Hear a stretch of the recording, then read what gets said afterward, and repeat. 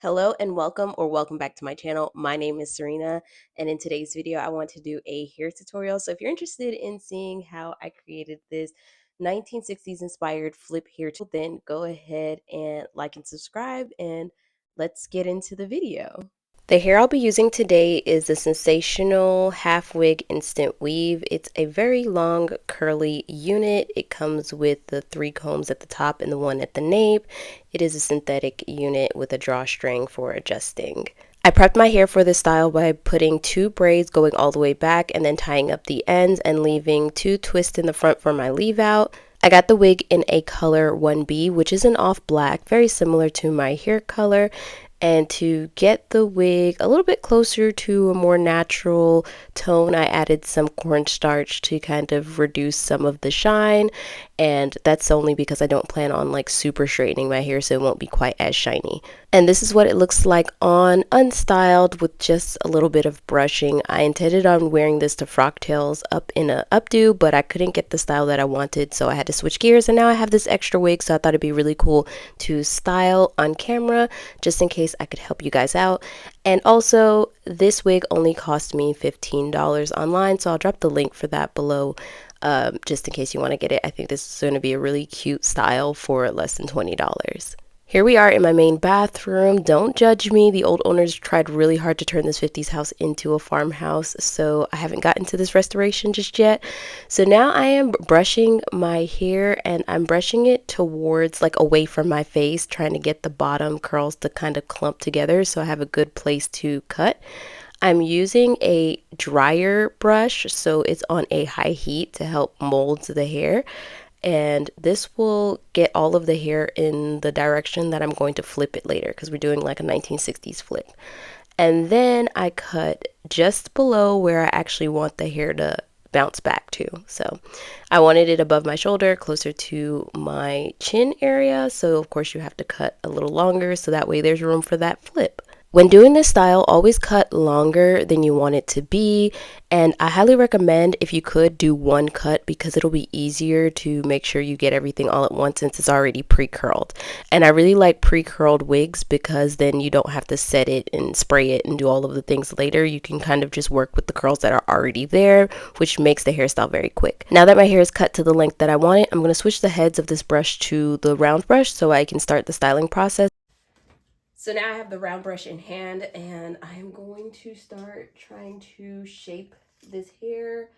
Yeah, so we'll see. Now the goal is to manipulate the curls in the direction that I want it in, and using the heat from the round brush dryer, one, makes it easier to where you don't have to blow dry and brush at the same time because it's all in one, but also it helps set the style. And also I had to go in and anchor the combs into my hair, which I don't usually anchor them in, but while I'm doing a lot of tugging, it's very necessary.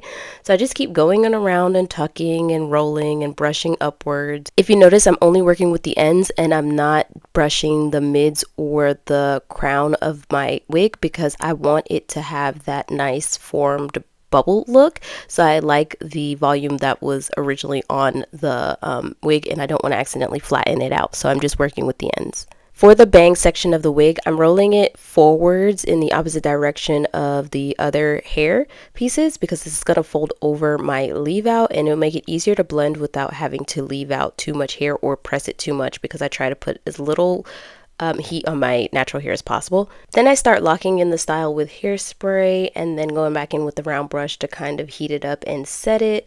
I would avoid that step as much as possible if you can. And now it's time to press out my leave out. I wasn't sure what I was going to do with this, but when it came out in this little bumper bang, I decided to leave it. January 2023, I shaved off all my hair for the very first time, so I was a bald baddie for a little while. I've never had bangs this short, so I decided I would keep it because I thought they were kind of cute.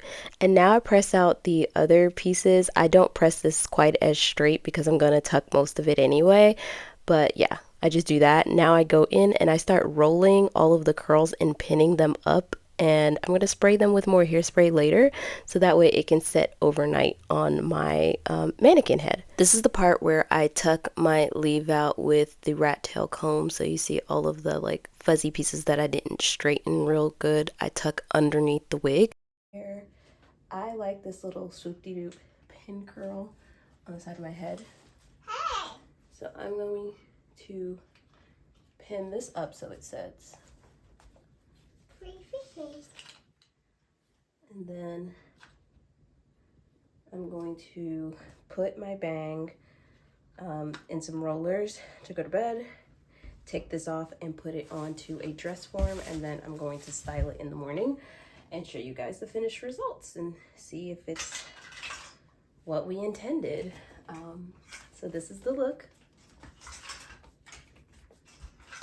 before I go to bed, and hopefully it's prettier tomorrow. Let me see if I can style this on camera. So all I'm doing to style this hair is to take out all of the pins as well as the curler from my bangs. Then off camera, I grab my rat tail comb to pull out a little bit of my edges on the other side to cover up where the wig starts and kind of blend it into my hairline.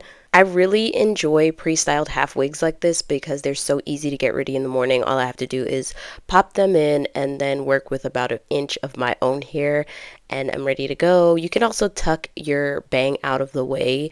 And when my hair was longer, I used to just do a bunch of pin curls to shorten up the front so it did blend in with the shorter wig.